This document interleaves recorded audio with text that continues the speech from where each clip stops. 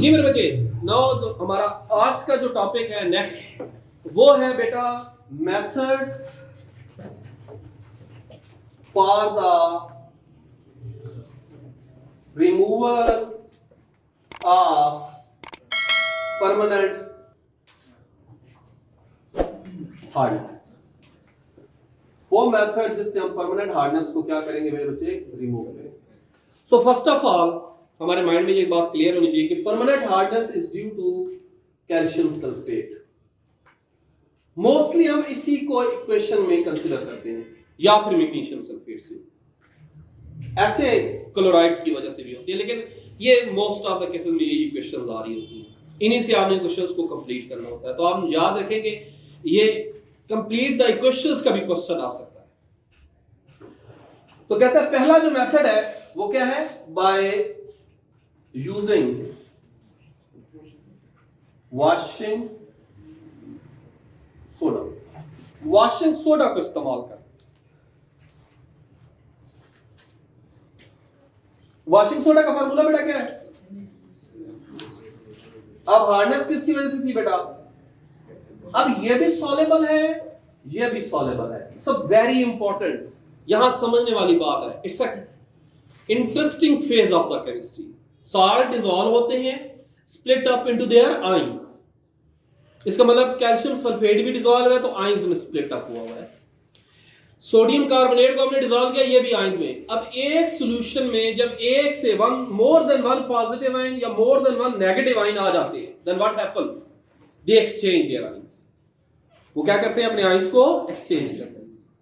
It's also known as double displacement reaction. इस reaction को हम क्या बोलते हैं in chemistry language? It's a double displacement reaction. Now what happen? Calcium and carbonate combine together. अब आप हमें पहले प्रिंसिपल पढ़ लिया था, इट्स इनसॉल्युबल इन वाटर। ये वाटर में क्या है? सो बाकी रह क्या गया? Na2SO। हमें प्रॉब्लम ही कैल्शियम की वजह से थी। कैल्शियम रिमूव हो गया, वाटर से हार्डनेस क्या हो गई? खत्म हो गई। अगेन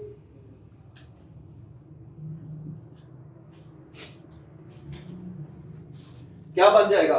MgCO3 और साथ Na2SO।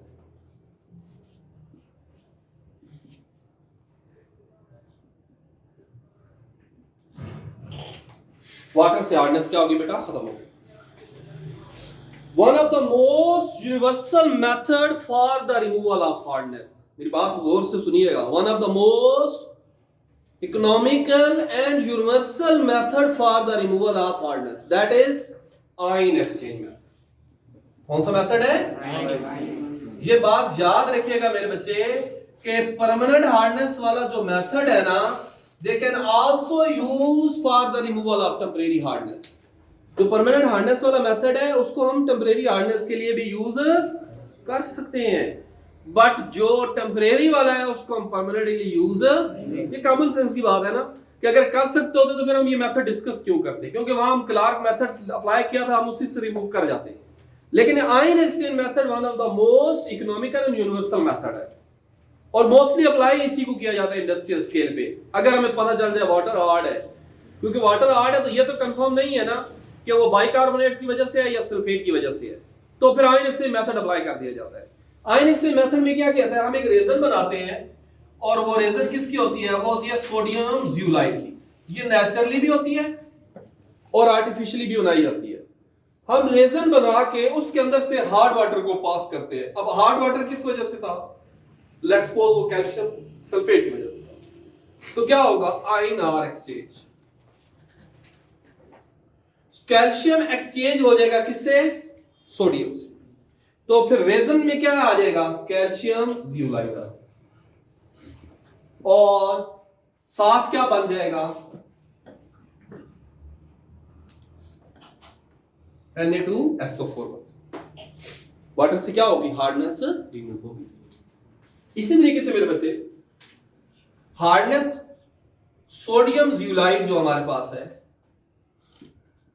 हम इसके अंदर से क्या पास करेंगे? Magnesium sulphate.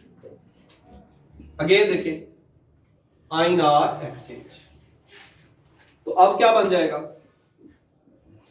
मैग्नीशियम जियोलाइट और साथ क्या बन जाएगा बेटा, Na2SO। हार्डनेस बेटा वाटर से क्या होगी, रिमूव होगी। ये बेटा हमारा मेथड है आई इन एक्सचेंज मेथड, जिससे हम हार्डनेस को क्या करते हैं बेटा, रिमूव करते हैं।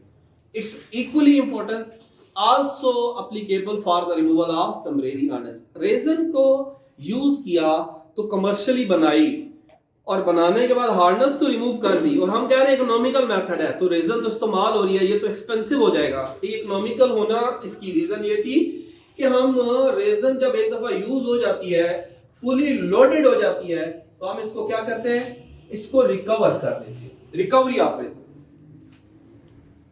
और रिकवरी ऑफ रेजन में हम क्या करते हैं, हमारी जो लोडेड रेजन है, लेट्स सपोज वो कैल्शियम जियोलाइट से थी, हम इसके अंदर से ब्राइन सॉल्यूशन पास करते हैं। Brine solution it's a name for highly concentrated solution of sodium chloride.